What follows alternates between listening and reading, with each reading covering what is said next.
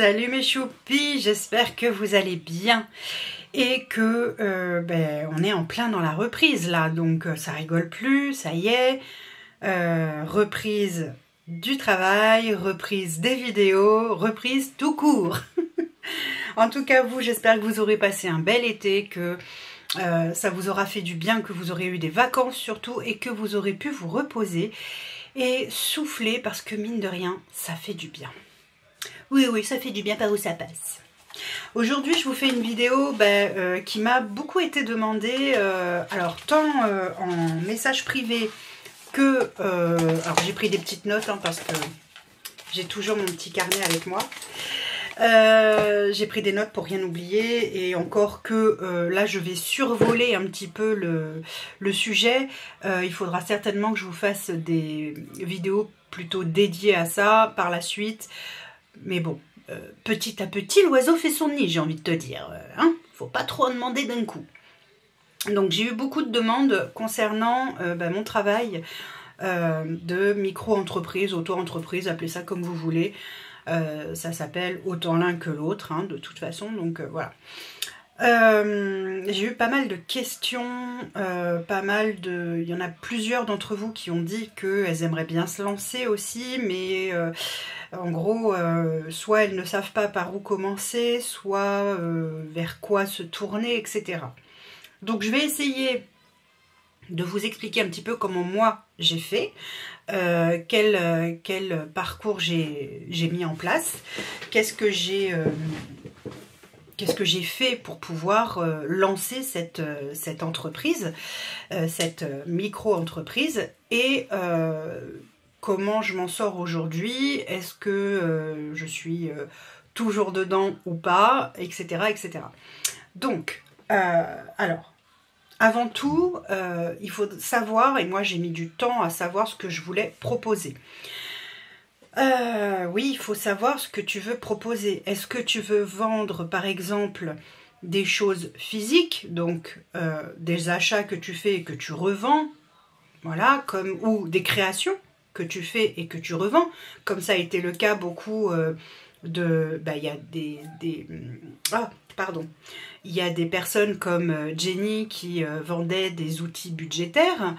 Il y a des personnes comme Laurie de la chaîne L'Horizon sur YouTube, si vous ne la connaissez pas, allez-y, qui vend aussi de la papeterie, etc. etc. Donc, est-ce que vous voulez vendre des produits physiques ou est-ce que vous voulez faire de la prestation de service? Moi, pour mon cas, ce que je voulais faire, c'était de la prestation de service. J'ai rien à vendre, je ne suis pas quelqu'un qui crée de ses mains des choses. Enfin, ça ne m'intéresse pas plus que ça, je ne suis pas dans la création.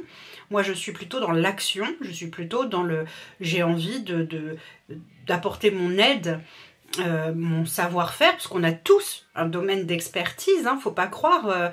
Toi, ça peut être... tu peux être tout simplement dans la vente de gâteaux, de cupcakes, je ne sais pas, si tu es doué en pâtisserie, tu peux vendre des repas pour le midi ou pour le soir, pour les gens qui n'ont pas envie de chez toi, tu as le droit de le faire. Après, il y a peut-être des réglementations à voir, etc. Je ne suis pas experte là-dedans, attention, c'est des idées que je vous lance, mais voilà. On peut tout à fait être dans la prestation de service, donc soit de chez toi, comme moi je fais actuellement, mais ça sera peut-être pas toujours le cas, et tu sauras pourquoi après.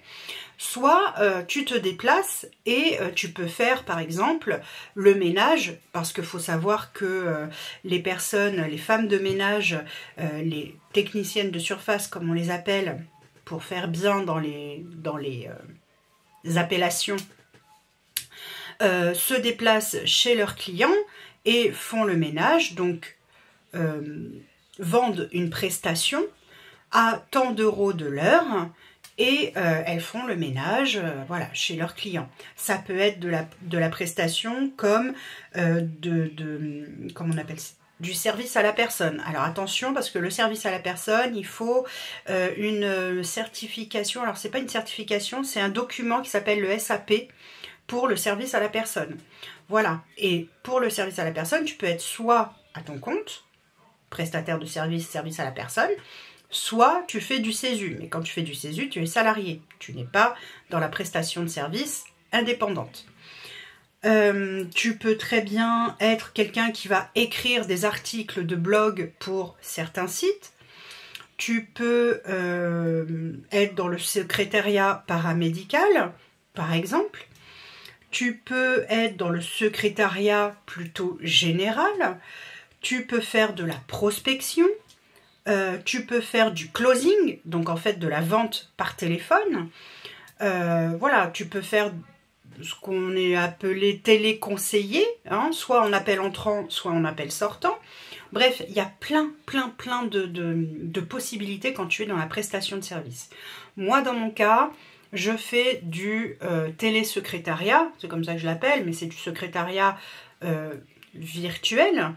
Là, avec mon client, ça évolue, ça progresse parce que aujourd'hui, il me demande aussi de faire des entretiens avec ses potentiels clients, ses futurs clients, ses futurs collaborateurs. Donc, il m'a donné un script hein, que je suis à la lettre. J'écris tout ce qu'il y a à écrire, tout ce qui est demandé, toutes les questions qu'il faut que je pose.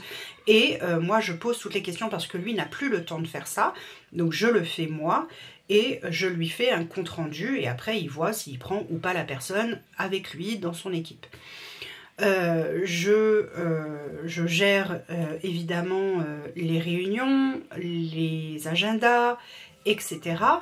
Je fais ce qu'on appelle du service client, donc je réponds à des clients pour lui quand ils ont des questions sur le fonctionnement de telle ou telle chose. Voilà, donc ça regroupe pas mal de choses que je fais. Si tout va bien, je croise les doigts, je devrais avoir un second client, mais cette fois, je devrais me déplacer. Donc là, c'est pareil, la tarification ne sera pas la même que quand je suis uniquement chez moi, forcément, puisqu'il y a le temps de trajet. Et le temps de trajet, il vous est dû. Ça c'est considéré comme un temps plus ou moins comme un temps de travail. Mais ça, il faut vous renseigner, il faut chercher sur Google, il ne faut pas hésiter aussi à poser des questions à ChatGPT, c'est un super copain dans nos recherches, vraiment. Moi, il y a beaucoup de choses que je recherche par ChatGPT ou d'autres IA, hein, celles que vous voulez. Mais en tout cas, voilà, je fonctionne beaucoup avec ça. Avec mon client actuel, on communique beaucoup via Slack. Donc ça, Slack, c'est un logiciel, c'est un site qui permet d'avoir une communication interne, instantanée. Donc c'est très pratique. C'est là aussi où on regroupe le service client, etc. Donc c'est très pratique également. Donc voilà. Donc il faut savoir dans un premier temps, surtout, vers quoi vous voulez aller. Qu'est-ce qui vous intéresse? Quel est le... Vous avez... Tout le monde a quelque chose dans la tête qu'il peut, et une expertise qu'il peut donner à une entreprise ou à des particuliers, etc., etc. Donc là, ça va être à vous de creuser, de savoir ce que vous pouvez offrir. Quel service vous pouvez offrir. Ensuite, la deuxième chose très importante, bien entendu, pour pouvoir créer son auto-entreprise ou sa micro-entreprise, c'est d'aller demander son numéro de SIRET. Évidemment, parce que ne croyez pas que tout ce que vous allez gagner va être dans votre poche. Que nenni! Non, non, l'État, il passe par là. Bien entendu. Qu'est-ce qu'on serait sans l'État? Quand même. Donc, effectivement, il faut que vous demandiez un numéro de SIRET. Donc ça se fait en ligne sur Google. Faites attention de ne pas vous faire avoir parce qu'il y a des sites internet qui vous promettent de gérer votre compte, etc. De vous créer votre numéro de SIRET, patati patata, à hauteur de 40 €.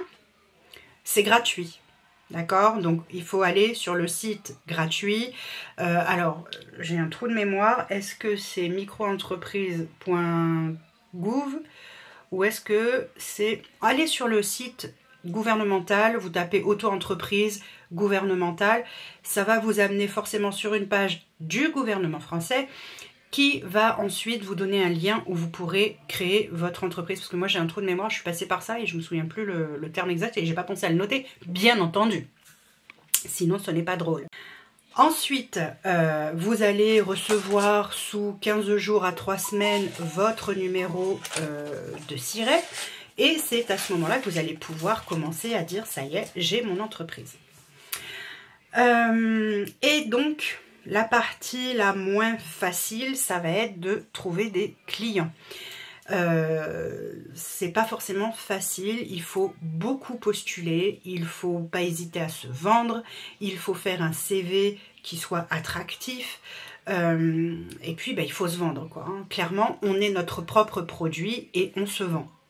C'est très clair, moi c'est comme ça que je l'ai pris et c'est comme ça que je me suis vendue. Après, j'ai eu beaucoup de chance de mon côté parce que le client avec qui je travaille me connaissait déjà d'avant. On se connaissait déjà d'avant et en fait, on a toujours gardé un contact. Donc, du coup, voilà, c'était pas énorme, hein, c'était savoir comment ça va, voilà, la vie, tatati, tatata, qu'est-ce que tu deviens, patati et patata. Et quand j'ai créé mon auto-entreprise, je lui dis, bah voilà, je crée mon auto-entreprise parce que j'aimerais voilà, développer de la prestation de services en télé-secrétariat, etc., etc. Donc il me dit, ah bah écoute, ça m'intéresse parce que justement, j'aurais besoin d'aide actuellement. Ça fait un moment que je cherche pour avoir de l'aide, mais je ne trouvais pas chaussures à mon pied. Cendrillon est arrivé. Donc du coup, oui, la pantoufle de verre, c'est moi. Et donc du coup, bref, on a discuté et on a convenu voilà, d'un nombre d'heures de travail, de ce que je dois lui facturer, etc. etc. Voilà.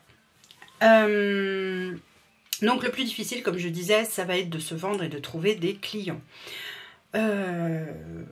Faut pas hésiter à parler de votre activité, faut pas avoir honte de parler de votre activité, vous pouvez être fier de vous, vous entreprenez, c'est une fierté que d'entreprendre, c'est surtout extrêmement difficile d'entreprendre aujourd'hui dans notre pays et donc on peut être que fier d'essayer de développer notre propre entreprise, notre propre travail. Donc soyez fiers, parlez autour de vous de ce que vous faites, de ce que vous créez, pourquoi, comment, à qui ça s'adresse, etc., etc. Faut pas hésiter à en parler, vraiment. Faites votre promotion, n'hésitez pas. Ensuite, donc moi, j'ai fait des recherches que j'ai stoppées là parce qu'évidemment, étant en congé pendant 15 jours, enfin presque 3 semaines, donc du coup, j'ai dit, bon, c'est pas grave, je reprendrai en septembre. Et puis, ben, en septembre, il faudra que je recontacte l'audioprothésiste de mon mari, puisque lui, il aimerait avoir quelqu'un auto-entrepreneur ou micro-entreprise, mais en présentiel. Donc, voilà, encore une fois, la tarification n'est pas la même, les besoins ne sont pas les mêmes, il va falloir qu'on détermine ses besoins, mes disponibilités aussi, parce que je ne lâcherai pas mon premier client pour un autre client, ça se passe très bien, donc je n'ai aucune raison de lâcher un client pour un autre. L'accumulation, oui, et d'ailleurs, il est préférable et nécessaire pour ne pas tomber dans du salariat déguisé, d'avoir plusieurs clients. C'est obligatoire, normalement. Donc, évidemment qu'au début, on sait tous qu'on rame, hein, on a un client, puis un autre, mais ça prend du temps, et c'est normal. Mais voilà, la consigne, c'est d'avoir plusieurs clients, pour ne pas tomber dans le salariat déguisé. Entre autres, parce qu'il n'y a pas que ça. Ensuite, sinon les sites où je vais pour chercher mes clients, je vais sur Indeed, je vais sur LinkedIn, je vais sur France Travail, parce que figurez-vous que oui, France Travail propose également des annonces pour des personnes qui sont en freelance. Donc allez-y, vous pouvez y aller, voilà, vous pourrez trouver aussi des annonces qui peuvent vous intéresser chez France Travail. Voilà, il ne faut pas hésiter, chercher partout, partout, partout. Le Bon Coin a une section offre d'emploi. Voilà, je n'ai pas encore été vraiment visiter cette section-là, mais je sais qu'il y a lié. Donc certainement qu'il y a des personnes qui recherchent des particuliers pour faire tel ou tel travail. Ensuite, il faut évidemment calculer les tarifs que vous allez, auxquels vous allez prétendre. Comme je vous disais, mon tarif présentiel ne sera pas le même que le tarif à la maison. Parce qu'à la maison, je n'ai pas de frais kilométriques, donc pas de frais d'essence, pas d'usure de la voiture, rien. J'ai quelques frais qui sont l'électricité. Alors évidemment, quand on est en auto-entreprise, il n'y a pas de TVA, donc c'est pas la peine d'espérer de récupérer la TVA, vous ne la récupérez pas. Sauf si vous dépassez 2 années de suite le plafond de la micro-entreprise, et dans ces cas-là, qui est de 77 000 €, si je ne dis pas de bêtises. Mais comme ça change tout le temps, je vous invite évidemment, encore une fois, à vous renseigner. C'est important de vous renseigner, pas quotidiennement, mais moi je le fais minimum une fois par semaine. Je vais vérifier qu'il n'y ait pas de changement, etc. Pour vous dire. Parce que ça change tout le temps, ça n'arrête pas. Donc voilà, ça change tout le temps. Bref. Donc je vous disais quoi? Évidemment, le tarif, donc il faut que vous calculiez correctement votre tarif. Par exemple, si j'ai mon client en présentiel, il y aura un tarif qui va s'appliquer pour lui comment on appelle ça, de frais kilométriques qui va inclure donc l'essence, l'usure de la voiture, etc., l'assurance, etc., etc. Donc, évidemment que la journée chez lui, enfin la journée ou la demi-journée, parce que ce sera plutôt en demi-journée, coûtera plus cher à ce client, mais je vais rentrer dans ses frais généraux, donc je vais coûter moins cher que si j'étais une salariée, parce que il ne va pas me payer mes congés payés, il ne va pas me payer mes congés maladie si je suis malade, etc., etc. Donc il y a quand même des avantages. Hein. Vendez-vous en mettant en avant les avantages des personnes qui pourront employer, enfin pas employer, mais oui, mettre un contrat ensemble, signer un contrat ensemble pour des personnes qui sont en auto-entreprise. Hein. Donc notamment, il n'y a pas de frais médicaux, il n'y a pas de frais, il n'y a pas de charges salariales, tout court. Donc, et vous rentrez dans leurs frais généraux. Donc certes, ils ne récupèrent pas la TVA parce que pour la TVA, c'est autre chose, mais un autre montant. Mais à côté de ça, vous rentrez quand même dans leurs frais généraux. Donc ça peut être vraiment intéressant pour les entreprises. Bref. Donc, c'est à vous de vous renseigner sur le montant que vous pouvez donner, prétendre à vos clients. D'accord? Par exemple, j'ai noté ça comme ça parce que j'ai vu pas mal de vidéos passer, je me suis renseignée, etc. Par exemple, pour une femme de ménage, je reprends cet exemple-là parce que c'est quand même, à chaque fois, on dit « ouais, c'est dégradant, femme de ménage, nanana ». Pas du tout. Pas du tout. Et si vous saviez à quel point elles gagnent bien mieux leur vie quand elles sont en auto-entreprise que quand elles sont salariées, voilà. Je vous dis que ça, mais pour une femme de ménage, en moyenne, c'est 32 € de l'heure, sans les frais kilométriques. 32 € de l'heure, sans les frais kilométriques. Qu'est-ce que vous pouvez proposer comme prestation? Vous pouvez proposer par exemple d'aller dans des gîtes, quand c'est l'été par exemple, d'aller dans des gîtes préparer à manger pour les hôtes. Par exemple. Et là, il y a les frais kilométriques, il y a la prestation à l'heure, etc., etc. Quand vous êtes aide à domicile, pareil. Voilà, il faut compter à peu près entre 30 et 32 € de l'heure. Mais sur ces 30 ou 32 € de l'heure, il faut penser que vous avez vos cotisations URSSAF à déduire. Donc, si on prend un exemple, on va dire vous êtes... allez, on va essayer de faire quelque chose de concret. Bon, arrête de biper toi s'il te plaît. Hop, hop, hop, hop, ça suffit. Admettons. Vous êtes en auto-entreprise chez un client 4 heures par jour. On va faire simple. Vous êtes, ou alors plusieurs clients, mais vous faites 4 heures par jour chez votre client. D'accord? Donc, on fait 32 € de l'heure, multiplié par 4. Déjà, on est à 128 € pour 4 heures de travail. D'accord? Alors, attendez. Je sais plus. Pourquoi il veut pas? Bon, c'est pas grave. Allez, on va faire... Admettons, je vous compte pas les kilomètres parce que là, je suis en train de m'embrouiller toute seule. Alors, on a dit 32 € de l'heure, multiplié par 4 heures, ça fait 128. Multiplié par 5 jours, ça fait 640 € par semaine, pour 4 heures par jour de travail. Donc, vous êtes à mi-temps, en gros, hein, on est d'accord. Donc, 640 multiplié sur un mois, ça fait 4 semaines.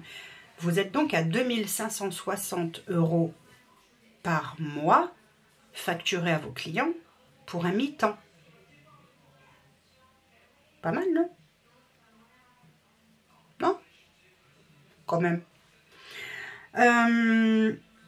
Pour les kilomètres, donc pour ce qui est des kilomètres, les frais kilométriques. Donc en fait, les frais kilométriques sont...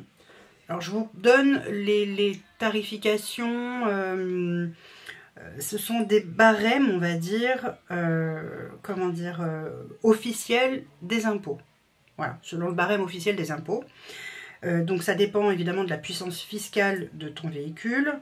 Moi c'est 5 chevaux, je crois que j'ai. Ouais, c'est ça, je crois que c'est 5 chevaux, si je dis pas de bêtises. Mais bon, j'ai mis 5 chevaux, comme ça c'est plus simple. Donc 5 chevaux, et je fais donc, on va dire, 60 km, donc aller et retour, donc 30 km aller, 30 km retour. Tu vois, c'est ce que je compte à peu près. Ça veut dire que pour le barème, il faut compter le montant égale la distance multipliée par 0,636 pardon, euros par kilomètre. Donc en fait, hors TVA, tu rajoutes donc 60 multiplié par 0,636. Donc tu rajoutes sur ta facture 38,16 € par jour où tu y vas. Voilà, si c'est un client qui est à 30 km, et ça il faut que tu calcules ton nombre de kilomètres avec tous tes clients. Donc tu leur factures les kilomètres, les frais kilométriques à chaque... Parce que si par exemple ton premier client c'est 10 €, 10 km, évidemment ça ne sera pas la même chose. Tu ne vas pas lui facturer la même chose que à ton client qui est à 30 km de chez toi, forcément. Donc voilà, donc admettons, donc mon client le plus loin, c'est à 30 km, je fais 30 km pour aller chez lui. Je reviens, 30 km, ça fait 60 km aller-retour. Donc c'est un dû. Donc c'est 38,16 € en plus par jour pour ce client-là. Donc tu rajoutes aux 4 heures que tu fais les 38 €. Donc alors attends, on était donc à 38,16 j'ai dit, hein, fois 5 jours par semaine. Donc ça fait 190,80 € plus les, on a dit 2000, j'ai dit 2560 je crois tout à l'heure, si je dis pas de bêtises. 2560. Donc, avec un seul client où tu vas chez lui 4 heures par jour, 60 km fait aller-retour, nanana, tu lui factures pour un mi-temps 2750 €,80. Ouais, c'est précis. Donc, voilà, c'est ce que tu dois lui facturer. À la fin du mois, c'est ce qu'il doit.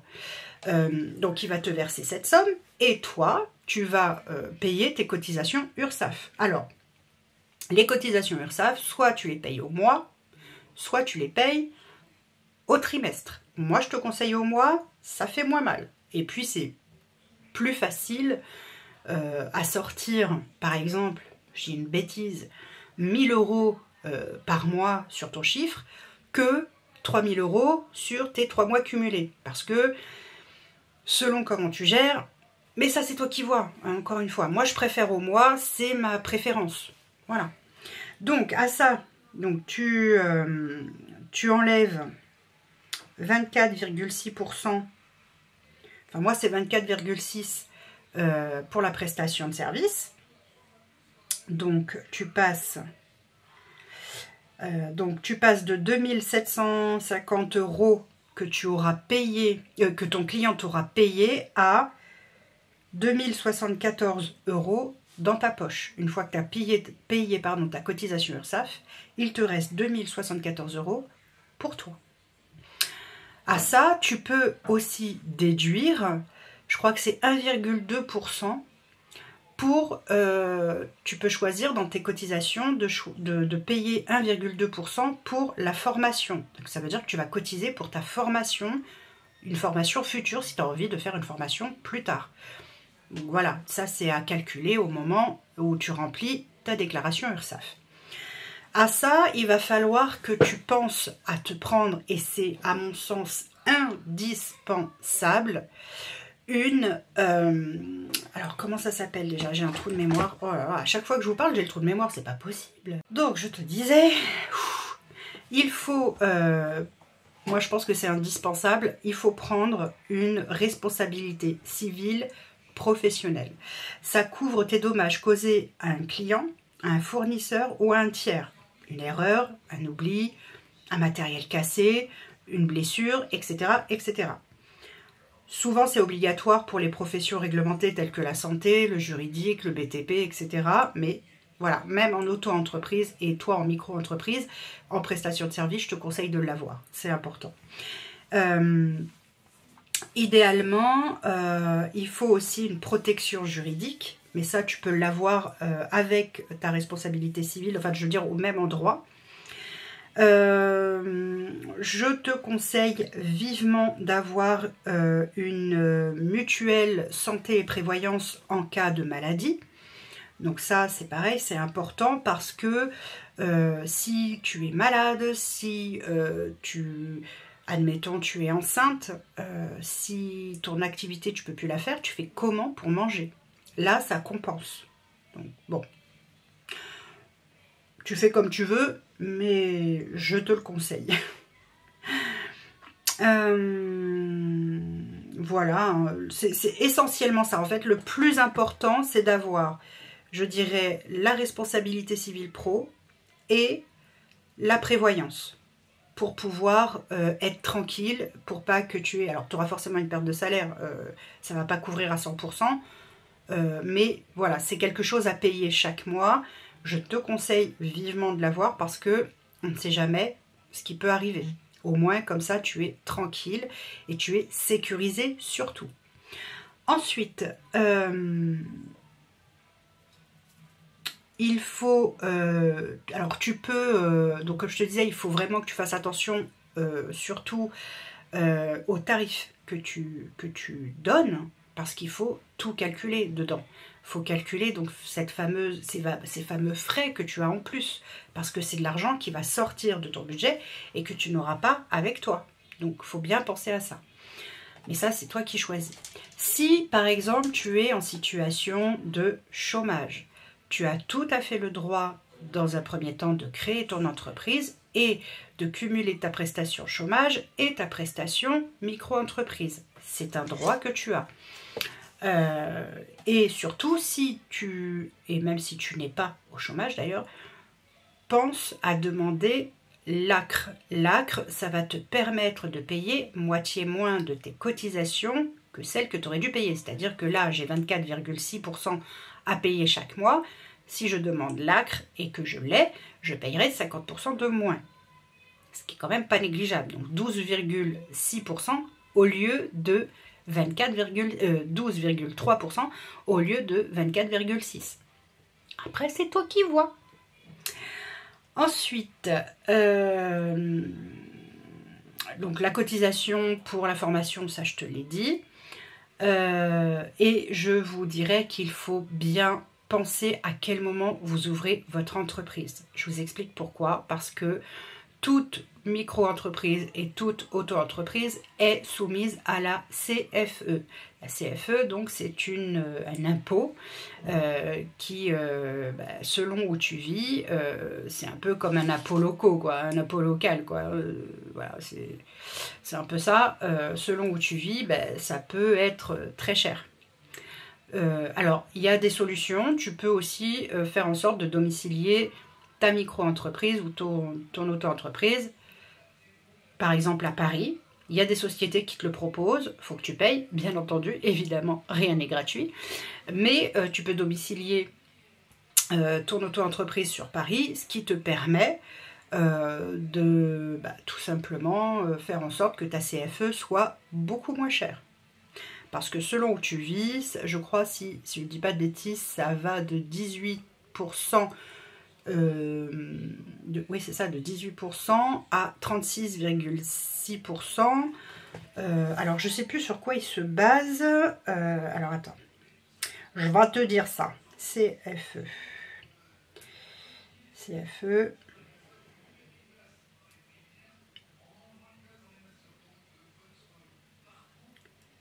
Selon... Ah, j'arrive pas à écrire. Selon les... Alors... Donc la CFE, c'est la cotisation foncière des entreprises.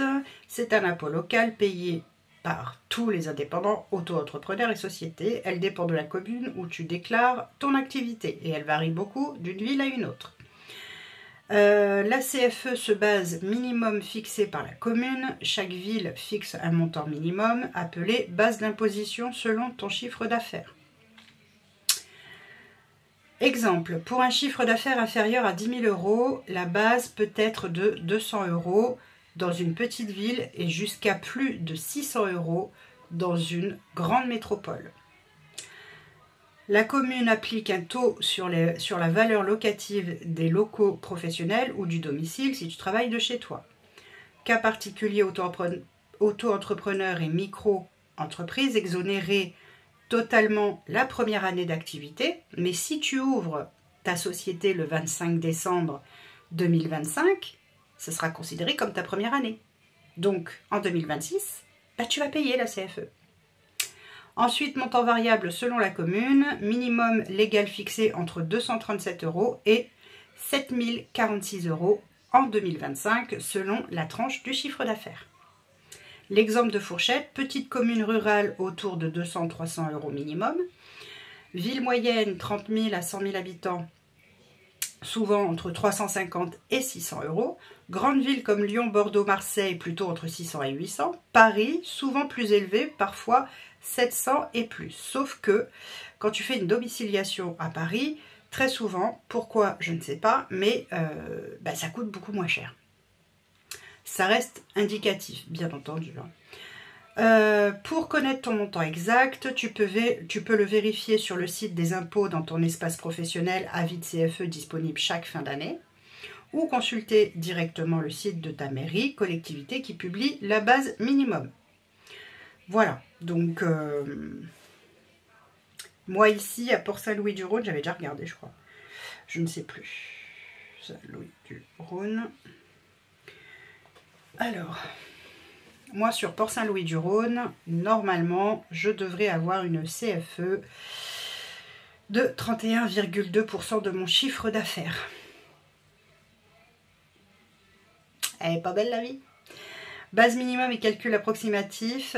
Base minimum, chaque commune ou intercommunalité fixe un montant minimal d'assiette, base d'imposition qui varie selon le chiffre d'affaires et la taille du local professionnel. La loi fixe une fourchette minimum de 237 € et plus selon les collectivités. Exemple, la base d'imposition minimum est de 237 € et 0 € si ton chiffre d'affaires est inférieur à 5 000 €. Autant te dire que si tu travailles pour faire moins de 5 000 €, je vois pas trop l'intérêt. Hein, voilà. Si tu n'as pas de local, 567 € correspond à la base minimale qu'a choisi la commune. Voilà, voilà, voilà. Est-ce que c'est pas trop mignon ça? Voilà. Donc, renseignez-vous, encore une fois. Je ne peux que vous dire de vous renseigner parce que tout dépend des communes dans lesquelles vous vivez. Tout dépend... voilà, c'est... Moi, je vous conseille de vous renseigner. Et puis, il ne faut pas se lancer à l'aveugle. Comme ça, je veux dire, on est en...